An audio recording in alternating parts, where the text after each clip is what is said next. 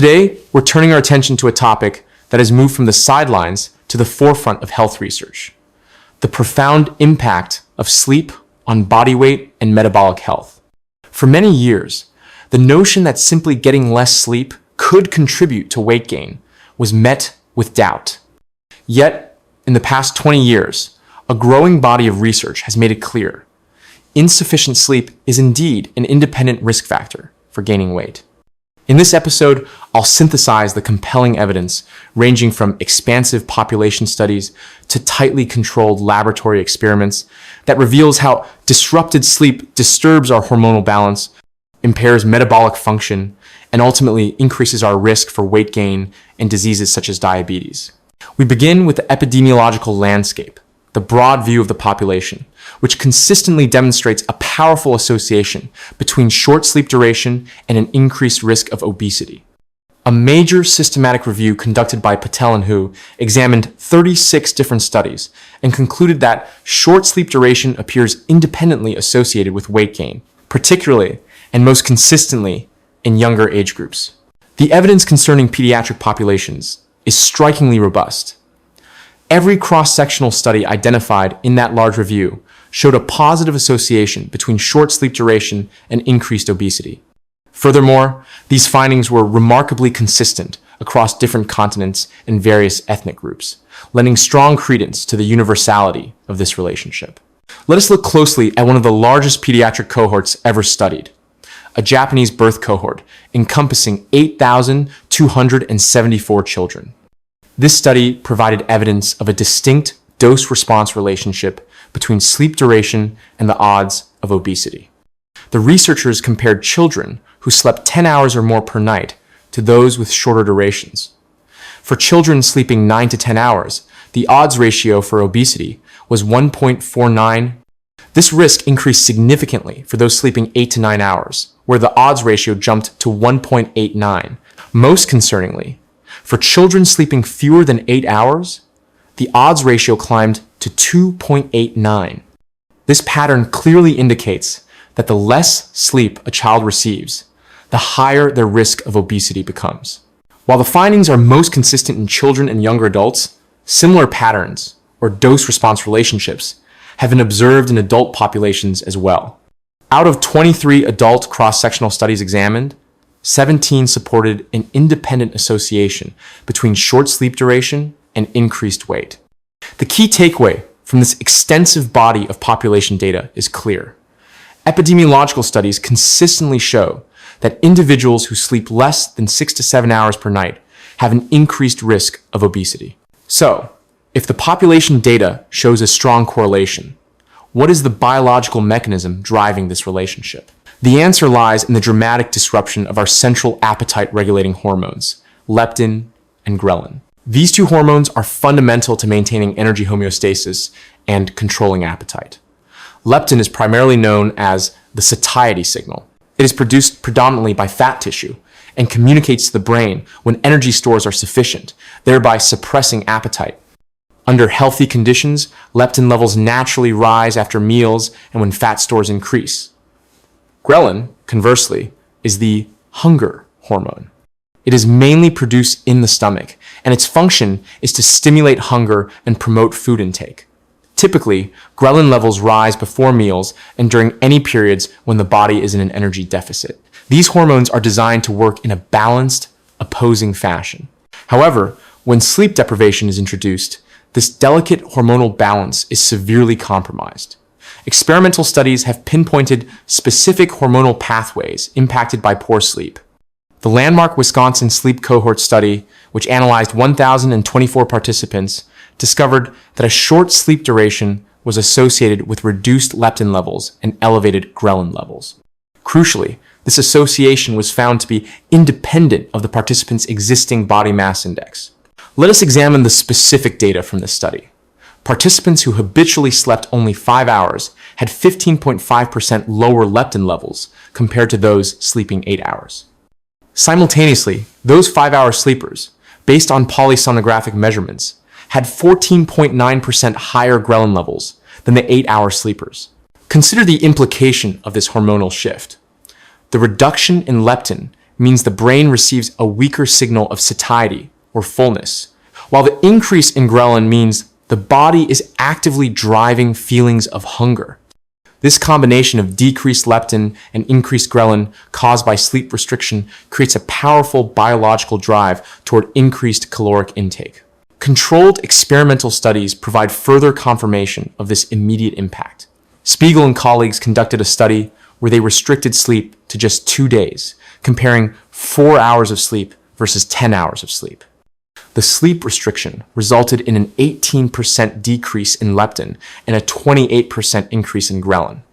Unsurprisingly, participants in the sleep-restricted condition reported significantly increased hunger ratings and a specific appetite for calorie-dense foods, especially those high in carbohydrate content. This confirms that sleep deprivation directly disrupts these key appetite-regulating hormones, resulting in a biological urge to overeat that persists even after accounting for the individual's existing body weight. The negative influence of sleep loss extends far beyond just making us feel hungry. It also profoundly affects how our body processes and stores energy, leading to significant metabolic consequences. Research reviewed by Tassali and colleagues indicates that both acute total sleep deprivation and chronic partial sleep restriction can rapidly induce glucose intolerance and insulin resistance. In fact, the research shows that these metabolic changes occur so rapidly that some studies have demonstrated impaired glucose tolerance after just a single night of sleep loss. The epidemiological evidence linking sleep loss to diabetes is substantial. Numerous large population studies have consistently found that sleep durations of 6 hours or less, or even 9 hours or more, are associated with an increased prevalence of both diabetes and impaired glucose tolerance. This association remains true even after adjusting for all the traditional known diabetes risk factors. Furthermore, cross-sectional studies utilizing validated measures of sleep quality consistently identify associations between poor sleep quality and markers of glucose dysregulation. The mechanisms underlying this metabolic breakdown involve multiple pathways. Sleep restriction is known to increase evening cortisol levels, which is a stress hormone. It also enhances sympathetic nervous system activity, often referred to as the body's fight or flight response. Additionally, sleep loss may directly impact the function of pancreatic beta cells, which are responsible for producing insulin.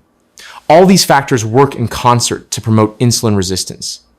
When insulin resistance occurs, the body's ability to effectively regulate blood glucose is impaired, thereby creating metabolic conditions that strongly favor fat storage and weight gain.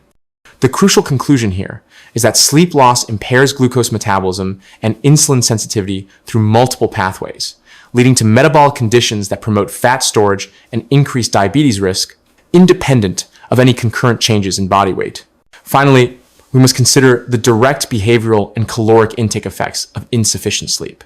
Controlled feeding studies provide direct evidence that when people are sleep restricted, they simply consume more calories. Nedelcheva and colleagues studied healthy adults in a highly controlled laboratory setting, providing them with ad libitum access to food, meaning they could eat as much as they wanted. They compared periods when participants had 5.5 hours of sleep opportunity versus 8.5 hours of sleep opportunity.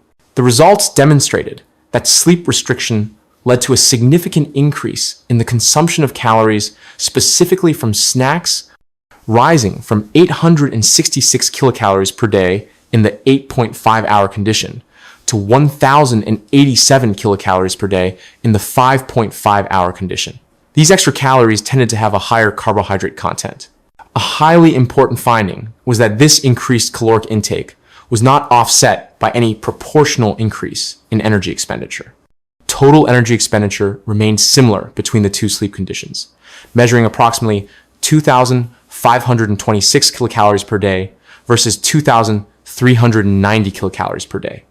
This means the additional calories consumed due to sleep restriction represented a net positive energy balance, which inevitably leads to weight gain over time.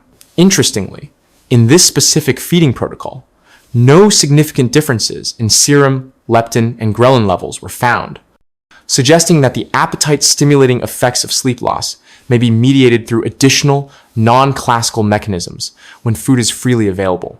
The timing of this increased intake is also crucial. The largest increases in caloric consumption occurred during the extended evening and nighttime hours when the sleep-restricted individuals were awake. This suggests that the combination of longer exposure to available food and altered appetite regulation significantly contributes to the obesity-promoting effects of insufficient sleep.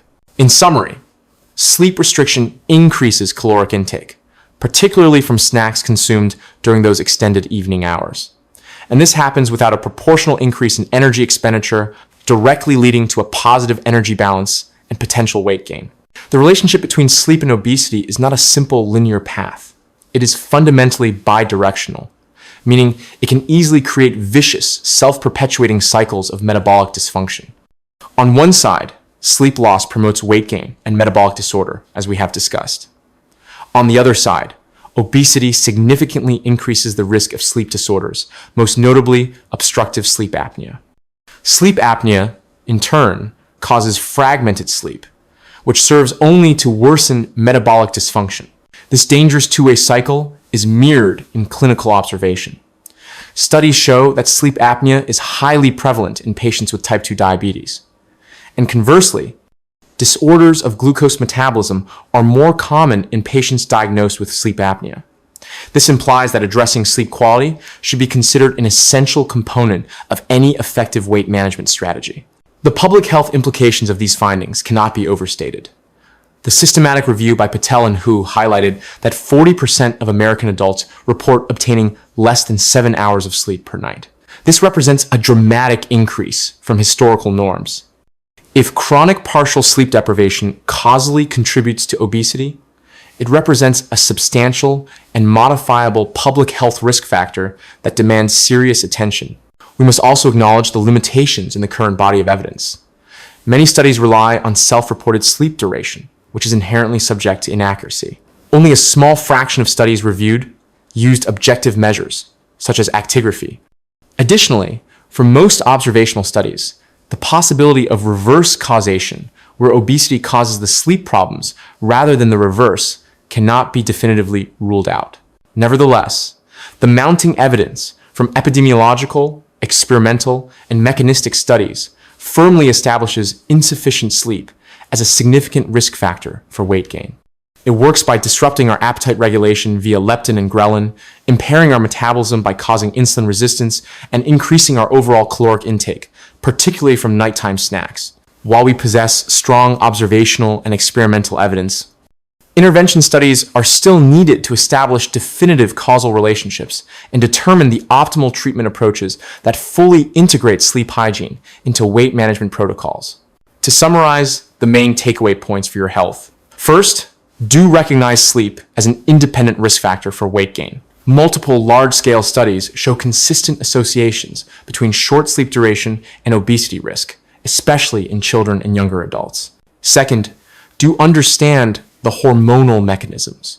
Sleep deprivation decreases leptin and increases ghrelin, creating powerful biological drives toward increased food intake that persist even when considering current body weight. Third, do appreciate the metabolic consequences. Sleep loss impairs glucose metabolism and insulin sensitivity, promoting conditions that favor fat storage, independent of caloric intake. Fourth, do consider the behavioral effects. Sleep restriction increases caloric intake, particularly from snacks during extended evening hours, without proportional increases in the energy burned by the body. Fifth, do address sleep disorders in any obesity treatment plan. The bidirectional relationship between sleep and weight suggests that improving sleep quality is a critical component of successful weight management strategies. Finally, do not overlook sleep in public health strategies. With 40% of adults getting insufficient sleep, addressing sleep duration presents a massive opportunity for obesity prevention. Sleep is not a luxury. It is a fundamental pillar of metabolic and overall health. Overlooking it means undermining any efforts toward weight management and increasing susceptibility to chronic diseases like diabetes.